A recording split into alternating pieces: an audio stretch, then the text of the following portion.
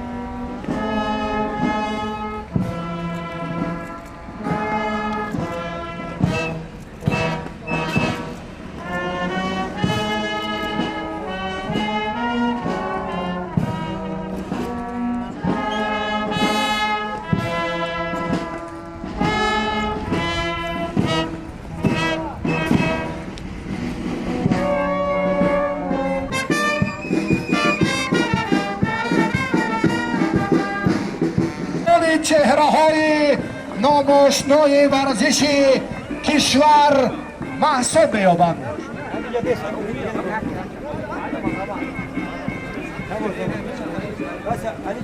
دوستان عزیز، مراسم تیمور رحیموف، امیدوارم که این صمیمیت و صداقت و اعتماد پاینده‌ای مبارک زنده باش.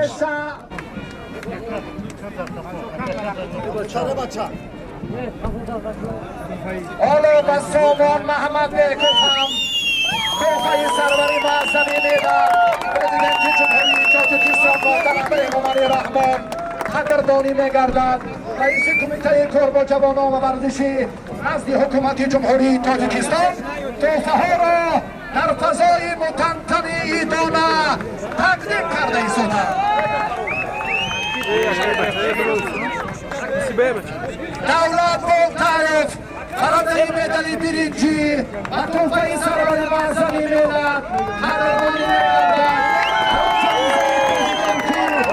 توفه ارزنده و مکافات عالی یافته ماشین این سبکرو این آن نتیجه های ارزنده این هم صبح بیابند. Vamos.